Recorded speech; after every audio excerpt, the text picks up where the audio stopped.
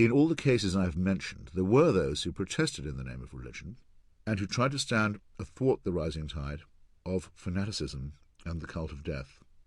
I can think of a handful of priests and bishops and rabbis and imams who have put humanity ahead of their own sect or creed. History gives us many other such examples, which I'm going to discuss later on. But this is a compliment to humanism, not to religion. If it comes to that, these crises have also caused me and many other atheists to protest on behalf of Catholics suffering discrimination in Ireland, of Bosnian Muslims facing extermination in the Christian Balkans, of Shia Afghans and Iraqis being put to the sword by Sunni jihadists, and vice versa, and numberless other such cases. To adopt such a stand is the elementary duty of a self-respecting human, but the general reluctance of clerical authorities to issue unambiguous condemnation, whether it is the Vatican in the case of Croatia, or the Saudi or Iranian leaderships in the case of their respective confessions, is uniformly disgusting. And so is the willingness of each flock to revert to atavistic behaviour under the least provocation. No, Mr. Prager, I have not found it a prudent rule to seek help as the prayer meeting breaks up, and this, as I told you, is only the letter B. In all these cases, anyone concerned with human safety or dignity would have to hope fervently for a mass outbreak of democratic and republican secularism. I did not have to travel to all these exotic places in order to see the poison doing its work.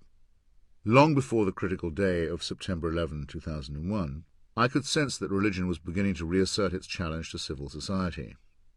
When I am not operating as a tentative and amateur foreign correspondent, I lead a rather tranquil and orderly life, writing books and essays, teaching my students to love English literature, attending agreeable conferences of literary types, taking part in the transient arguments that arise in publishing and the academy.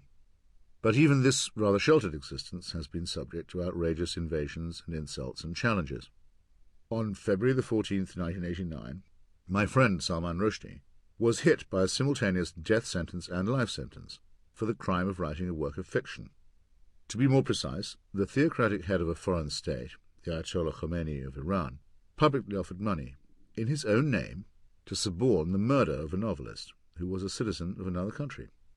Those who were encouraged to carry out this bribed assassination scheme, which extended to all those involved in the publication of the Satanic Verses, were offered not just the cold cash, but also a free ticket to paradise. It's impossible to imagine a greater affront to every value of free expression.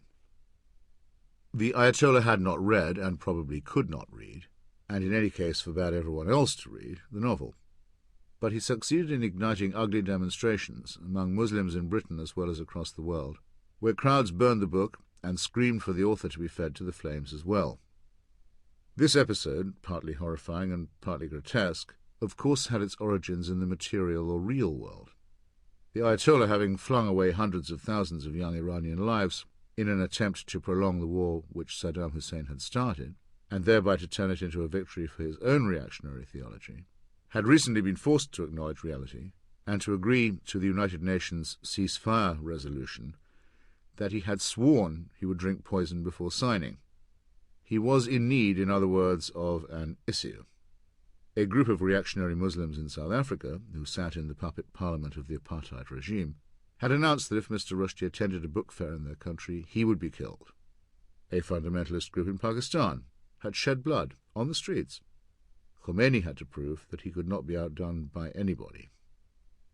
As it happens, there are some statements allegedly made by the Prophet Muhammad which are difficult to reconcile with Muslim teaching. Quranic scholars had attempted to square this circle by suggesting that in these instances the Prophet was accidentally taking dictation from Satan instead of from God.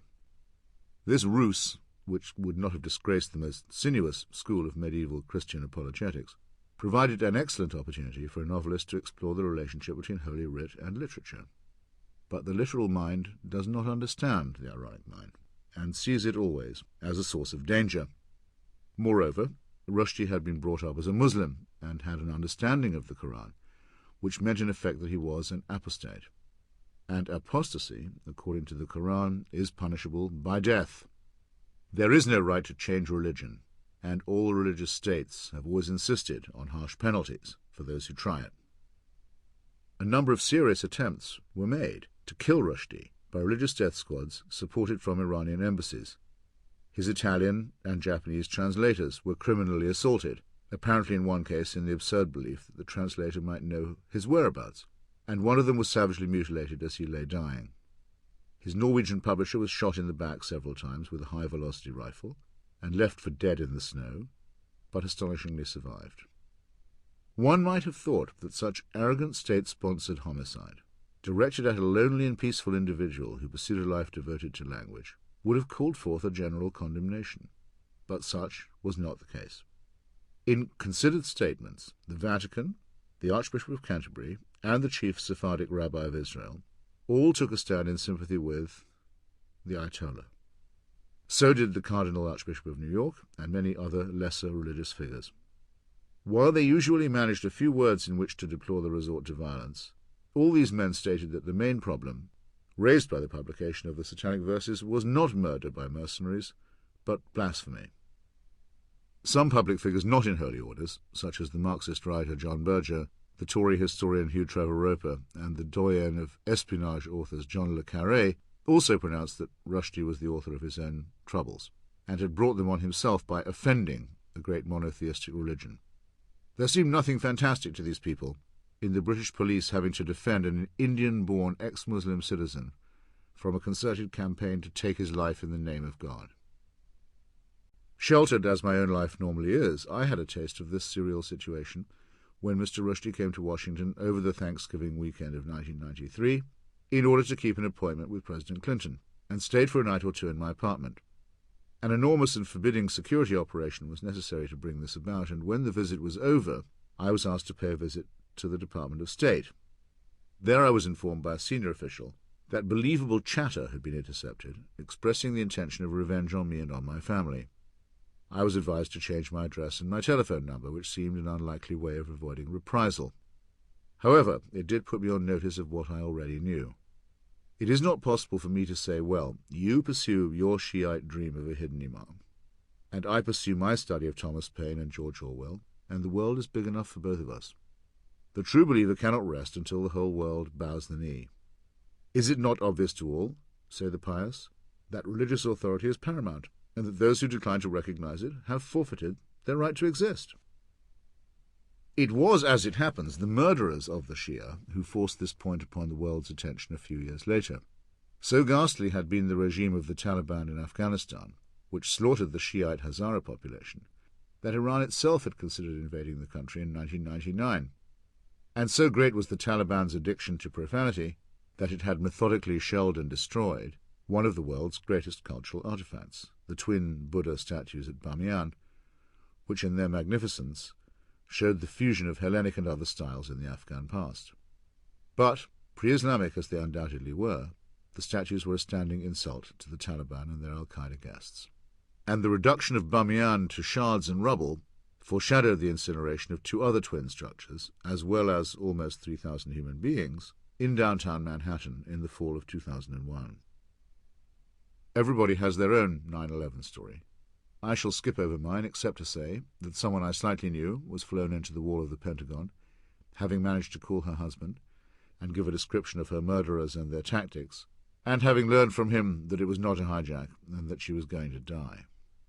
From the roof of my building in Washington, I could see the smoke rising from the other side of the river, and I have never since passed the Capitol or the White House without thinking of what might have happened, were it not for the courage and resourcefulness of the passengers on the fourth plane, who managed to bring it down in a Pennsylvanian field, only 20 minutes flying time from its destination. Well, I was able to write, in a further reply to Dennis Prager, now you have your answer. The 19 suicide murderers of New York and Washington and Pennsylvania were beyond any doubt the most sincere believers on those planes. Perhaps we can hear a little less about how people of faith possess moral advantages that others can only envy, and what is to be learned from the jubilation and the ecstatic propaganda with which this great feat of fidelity has been greeted in the Islamic world. At the time, the United States had an Attorney General named John Ashcroft, who had stated that America had no king but Jesus, a claim that was exactly 2 words too long. It had a president who wanted to hand over the care of the poor to faith-based institutions. Might this not be a moment where the light of reason and the defence of a society that separated church and state and valued free expression and free inquiry be granted a point or two. The disappointment was, and to me remains, acute. Within hours, the Reverends Pat Robertson and Jerry Falwell had announced that the immolation of their fellow creatures was a divine judgment on a secular society that tolerated homosexuality and abortion. At the solemn memorial service for the victims, held in the beautiful National Cathedral in Washington, an address was permitted from Billy Graham, a man whose record of opportunism and anti-Semitism is in itself a minor national disgrace. His absurd sermon made the claim that all the dead were now in paradise, and would not return to us even if they could. I say absurd because it's impossible, even in the most lenient terms, to believe that a good number of sinful citizens had not been murdered by Al-Qaeda that day. And there is no reason to believe that Billy Graham knew the current whereabouts of their souls, let alone of their posthumous desires. But there was also something sinister in hearing detailed claims to knowledge of paradise, of the sort that bin Laden himself was making on behalf of the assassins.